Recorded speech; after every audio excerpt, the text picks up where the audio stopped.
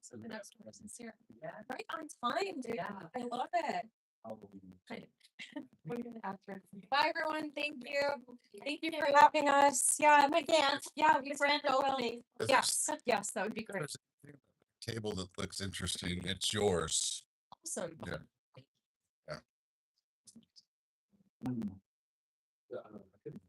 What's next? Oh, playful educations. Okay. Yeah, it's Erin. This is Stephanie. Bauer. Yeah, no. Think of the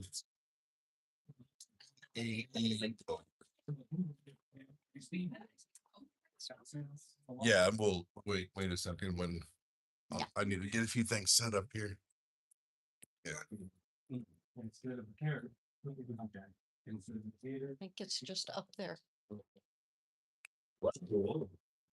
That's awesome, man. I like what you said about like befriending weeds. I like worked on a farm down And I'll put stand around. There, really like dialed into permaculture and that kind of thing. And that was their big thing is instead of pulling weeds, like certain ones, you just cut the top off because the root systems like help with the soil structure. So I thought it was really cool you mentioned that. That's rad. Out of curiosity, because everyone's generated such good work, you're the next speaker? Actually, she is, and then I'm around. Oh, okay, so yeah.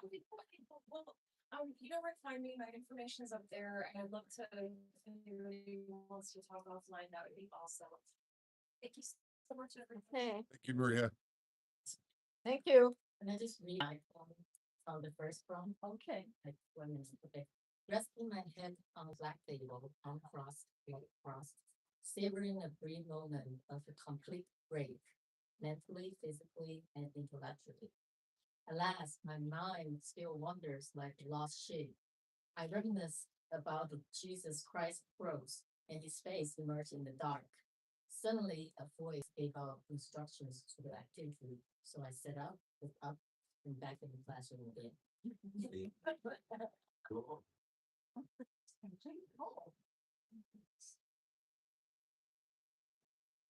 Okay, so Stephanie Bauer was not able to be with us today, but she is working on like a handbook of playful pedagogy. So incorporating playfulness into your teaching strategies if you're an educator. But the next best thing, she made a video for us. So we will hear Stephanie's video. Oh, there.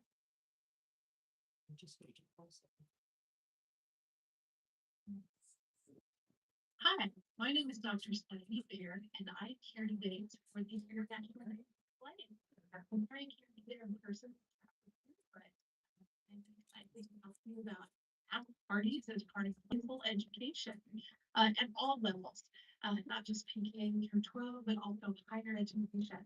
As I'm an associate dean of arts and sciences here in Lincoln, Nebraska at SCC, and I've used task parties in lots of different spaces, and I'm going to talk to you a little bit about that today.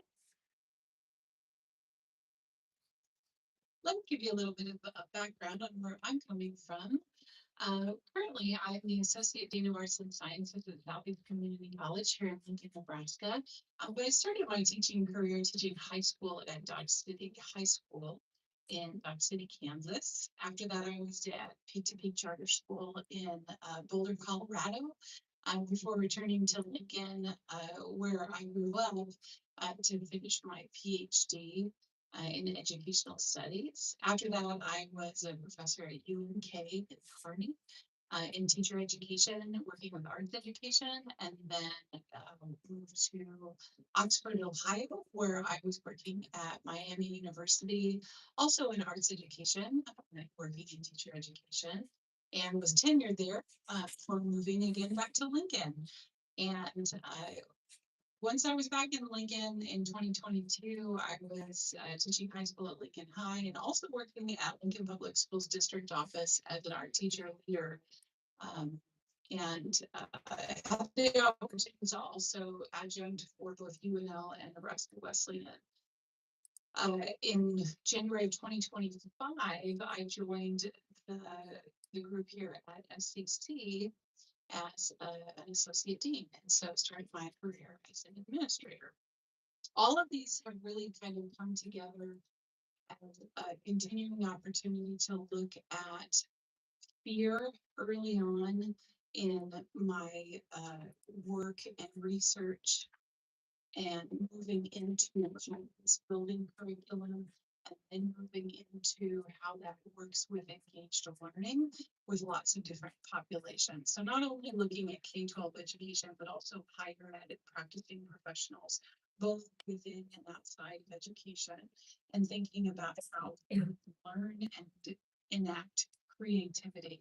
And I think it really has a beautiful tie into all different kinds of disciplines. And so the work we do as educators bleeds into so many different areas, and the work we do as artists. It has so many tie-ins to how we can think as learners and how we think as creative people. Okay, now if we were together, this is how we would have started today. We would have started with a task party. Now, maybe you've already done this today, which would be amazing, or you're going to do it. So that's the case. But a task party is very simple, and I'm going to explain the rules to you. It's basically what you see here. You grab a task, you complete the task using any materials you have on hand. You return the task. In some instances, you would be invited to write a new task and throw it into the mix. And then you grab another one and you do that. And then you repeat until the time is up. That's just how it goes.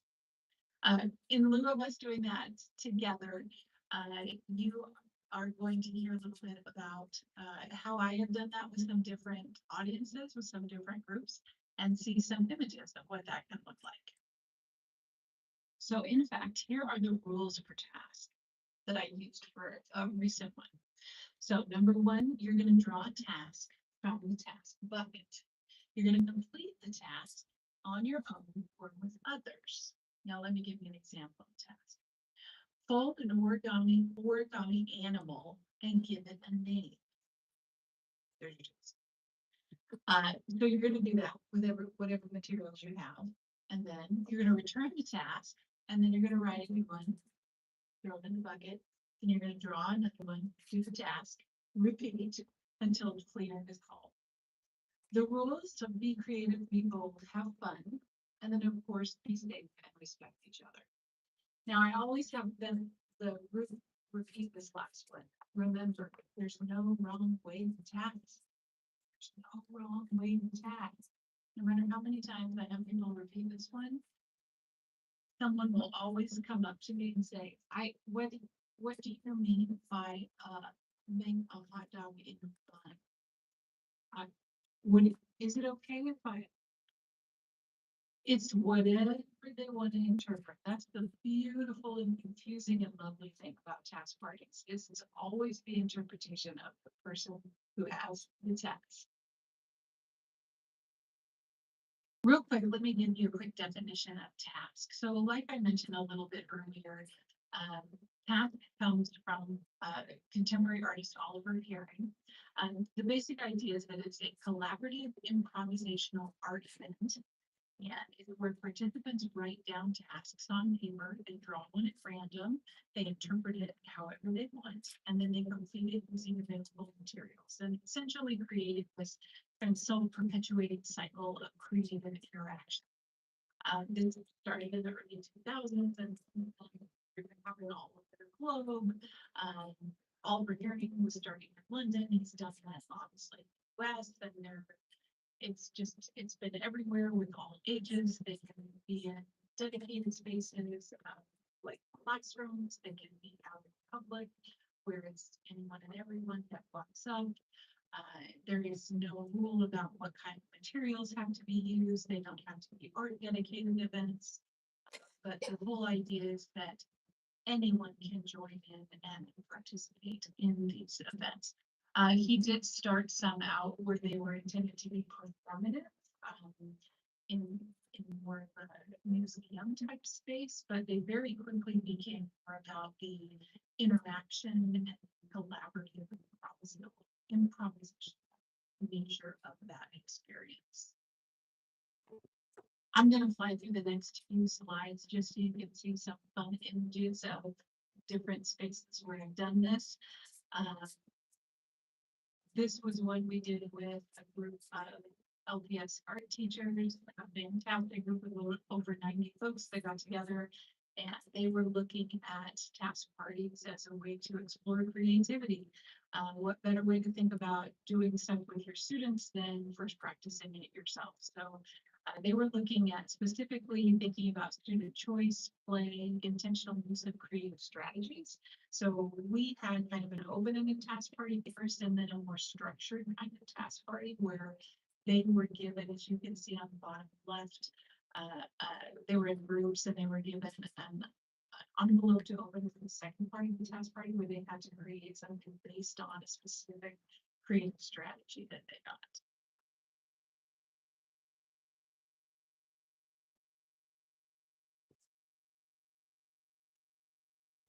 For this one, we had a group of fourth graders who were working on a task party, also in groups. Some could choose to work on their own if they wanted, but the teacher was really interested in learning about their ability to describe process. She wanted them to be able to think about what did you do first, then what did you do next, and then how did you think about that, and then how did you reflect on that? And so the students were studying not so much product-oriented thinking, but process-oriented thinking. And so the presentation, as you can see, the gatherings of students was just as critical to how she was helping students think through the creative process as what they were creating. We also, I had a group at Wesleyan that was doing this, some future educators, a lot of the future elementary teachers, but from all different disciplines. This was a great group of students who tried 3 different iterations of task parties. So they tried it individually, they tried it in groups. They also tried it with different creative strategies as well. And they were kind of testing it out for me, thinking about what kinds of limitations led towards what kinds of experiences. And so they were thinking about how the collaboration, there was a lot more power in that for them, about how they were kind of nervous about things that they had to go it alone, or if there were too many limitations placed on something. That I was out there down their creativity a little bit. But they had a tremendous amount of fun. Students who didn't formally talk to each other, we had conversations. I really loved that comment. You can see on the bottom there in bold, everyone has a place in task. Students who were coming to this with a little kind of with that identity of, you know, I don't really do art, or I don't, you know, this isn't going to be a great looking product, really found ways to draw on strengths and find ways to contribute to that process.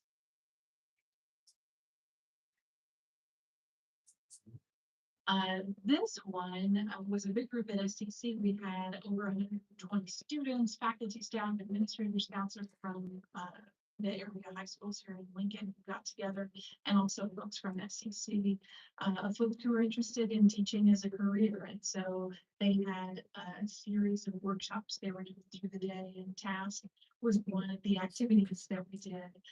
The first year we did it at the end of the day. And then because of the excitement and the energy it generated, we said, okay, let's do that at the beginning of the day next year, because we want them to be that excited at the beginning of the day. And it worked. We got the group really hyped up and energized, and we were talking to each other, the students from across Lincoln that didn't know each other at first. And it was a lovely experience. Students were picking tasks and working with folks from across the district and working with folks from SCC. And it really generated a lot of activity and a lot of interaction that then fed into the sessions that they did later in the day.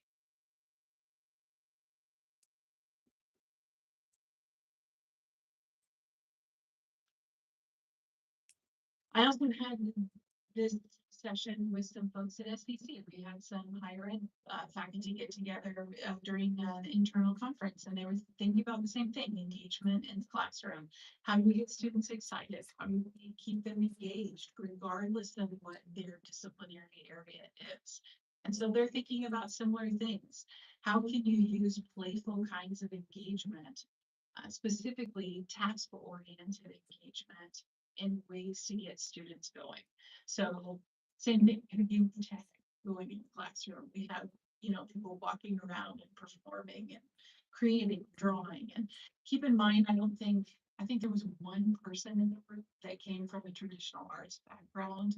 And otherwise we had folks from all over the board. So it's just a lovely experience for people to come together and realize that it doesn't take honestly any experience in the arts to be able to engage people in this kind of experience.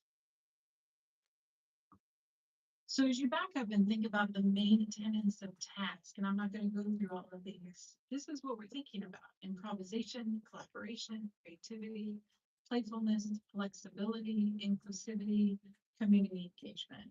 I think you'd be hard pressed to talk to a teacher, or honestly any human, who would say, I don't want one of these. I don't think these are important. These are things that a task party generates just by the nature of the way that it's set up. Now, does that mean you should do task parties every day in class? Maybe not, but the way that this activity is set up, it is naturally inclined to generate these kinds of skills and to generate this kind of practice. There are so many ways that you can play with the limitations, play with the tasks, play with the setup, play with the materials, that you can point it in any direction you choose. And there can be all kinds of wonderful outcomes with this kind of practice. And coincidentally, those tenets of task are not too different from what Dr. Bree, a developmental psychologist, talks about with the 6 Ps for the report card of the future. Look at what we're thinking about here: collaboration, communication, content, critical thinking, creative innovation, and confidence. These things are very similar to what we are pulling from task skills, right? So I think there's a lot of really lovely combinations that we can pull from the kinds of activities that come from play. Dr. Rajapasek is just one of many folks looking at the lens of developmental psychology as a way to think about play in education. Her work deals mostly with young folks, but I think there are a lot of people trying to address play with folks later in life, secondary, higher education. Some colleagues and I are putting together an edited collection that we are trying to get published specifically for folks in higher education, students, and also practicing professionals as well. So stay tuned. I'll let you know when that comes out. Finally, and I think I've already said some about this, but what about tasks can I use in teaching? And I know we may not all be teachers in the room, but I think this goes with any kind of professional thinking about their space. It can be a good thing to be nonsensical, to be spontaneous, and to be random. Because what that does is it removes barriers and it starts to level the playing field in really beautiful and confusing ways. There are also positive and negative limitations. Clarity is important, but it's also really important to allow for individual interpretation because that fosters agency. And when we have agency, we build confidence. Play opportunities also can and should be repeated. We can't just have a task party at the beginning of the year and hope that our students feel confident and have agency and feel, wonderful in the classroom the rest and playful the rest of the year. It doesn't work like that. We have to practice play and practice those skills just like we practice anything else. Play like task is a way to refine learning. So what that beautiful exercise, activity, experience does is that it focuses on process over product.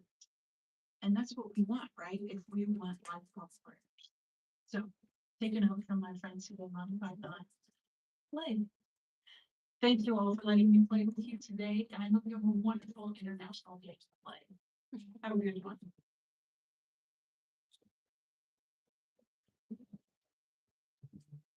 We have a little more on playful pedagogy, play and education. Did you have any maybe reflections on that, sort of being close? We're gonna be sharing some more about this in a half an hour. We got music up next. but I figured I'd pass it to you first. If you wanted to have me say it. Oh. So, This is the first time I've with Stephanie. She did come to, so we have a Playful every year after we went out. Actually, we're not doing one this year because we're doing some, moving some things around, but we plan to have it next year again. But anyway, we talk about mainly using play in higher education. So I liked hearing a little bit about her. I know she's in higher education now, but I like hearing about some of her K through 12 because that I'm not as familiar with. Some things that you can kind of use in both places, but yeah, I'm gonna be focusing on AI and using that playfully and also some gamification stuff. So which also I think can transfer to K through 12 as well. I like learning about the past because I've not heard about that one before. I think she talked at that symposium, but I was busy running around, so I did not see that presentation. So yeah, I don't know. Do you have any questions about her talk? I mean, that maybe I could answer, or just about play in education or anything? or other educators, if you had comments to jump in. I think it's interesting, the past party idea that you can create like an environment that you encourage and foster, to encourage collaboration. But I think that play is something that's very innate that that but then it's hard when you do like in a group setting. How do we always hear that we have to play nice. We have to, so how does that impact like on the other on the one hand you want people to feel like inhibited, like you can't just go or whatever. But then on the other hand you want people to be mindful of the people in the same room and talk about urgency. I think that's interesting. Like how do you embed that message while encourage people to work together and then to unleash your creativity. Well, that's a good question because I'm not talking about this a ton in this talk I'm in here, but I'm now an instructional designer at UNL. So I help faculty with their courses, setting up their courses, but for 10 years prior to that, I worked in the entomology department and I taught Arden courses at UNL. And for one of those, I created an online game. The entire class was gamified, and because it was an online class, I wanted my students to be able to collaborate with each other, which was very difficult in online courses. Online courses because they're not seeing each other. So that is an issue.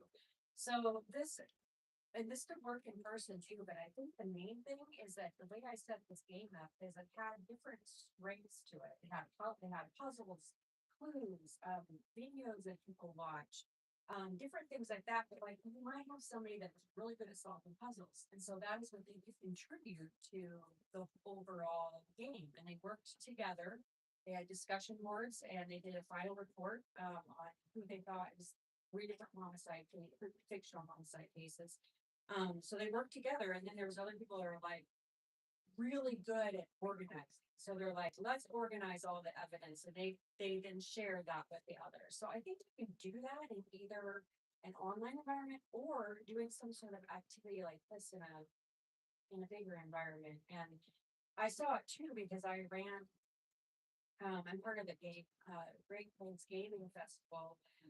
We're going to be doing a I don't know if any of you ever watched the show Traders. Have you seen that show? Okay, so it's basically a social deduction murder mystery game. I mean, it's a reality show, but I mean, it's a game where you just like, regular reality show. And so a friend and I designed and ran the first practice run of it last Saturday. We're going to run that at the Great Plains Game Festival. And basically, we've got 20 people that win. You assign 3 of them the roles as traders, and the rest are like as faithful. And they have to figure, and then they're all working towards getting some money in the pot. And so the whole idea is for them to figure out who of those people are the traders in their group. Otherwise, the traders are going to end money again. So it's a whole social production, everybody's watching each other, everybody's having work with each other, have conversations like, you know, what did that person do? But it's a very collaborative type game. So again, that's something I think I would like to maybe use a smaller version of that for educational purpose. So I can see game-based learning is sort of my genre. So, I love it and I really want to use it for both instructors to be able to gamify their own courses to increase engagement, like she was talking about, and also to increase collaboration among players. Just fearful because I feel like right now the younger generation are depending on so much on prompts or things to get them to unlock their creativity. It's like you don't be like give them a blank piece of paper or even to me it's like paper. I'll have to very hard time to figure out what I want to unlock their creativity. So my interest is that what can we do to get people to go back to that innate ability to actually create and not relying on AI or prompts. Right. And I think there are probably more questions when I actually do make call about AI here in just a minute. But that is a really good question. I don't really know. I know that like with the game that I've created for my class, I've got elements of it, but nothing is linear. So they really have to use their minds. And I did interviews, I interviewed the students 3 different semesters to get their input on to do like a qualitative study to see what their input was on what they learned. And a lot of it were one of the themes that came out of that they really liked was how it gave them practice in real life applications. So a lot of the people that were in this class were people who were going to be like CSI, like that were going to go to crime scenes and actually have to physically know what to do at crime scene. And so this enabled them to have that chance to play a fictional case that there's no high stakes to that, make mistakes. But they came out of it like with the maybe thoughts that they didn't have before. And like I tried to incorporate the content in creative ways, and they commented on that too. And then they graded, you know, the other thing I like to do is I'm like, okay, I want you to do this final report, but you have agency out of it. So I'm like, you don't just have to do this written. You could do it in a podcast, you could do this in video, you could do this in poster, you could do this in artwork. So I give them that option to be able to take what the content that I'm giving them and turn it into something that speaks to them that they are able to, show me their knowledge, but it's in a way that they want to do rather than telling me. So that's my way that I sort of address that in the class. So Also the habit of getting aside things, right? How do you do that? Well, not like you're actually thinking, oh, like people with each other, not for other people. oh, well, okay. So I have not done the competition type of gamification. I've strictly gone more towards the game-based learning, which is a kind of it's related to gamification, but it's more around collaboration in a lot of cases. At least my game. There's some other games that people might play it individually, but I think we could also combine competition with collaboration too, without it being so like we're really pitted against each other. I mean, in a healthy way, but I have not explored that myself. That's the game I created with a collaborative. So you'll be back on in a half an hour. So mine's on fire now. Heart's on fire with this is Orion Walsh with music. If you care to turn that way, we'll have some music now. Oh, actually, I'm gonna stop this and hit start again.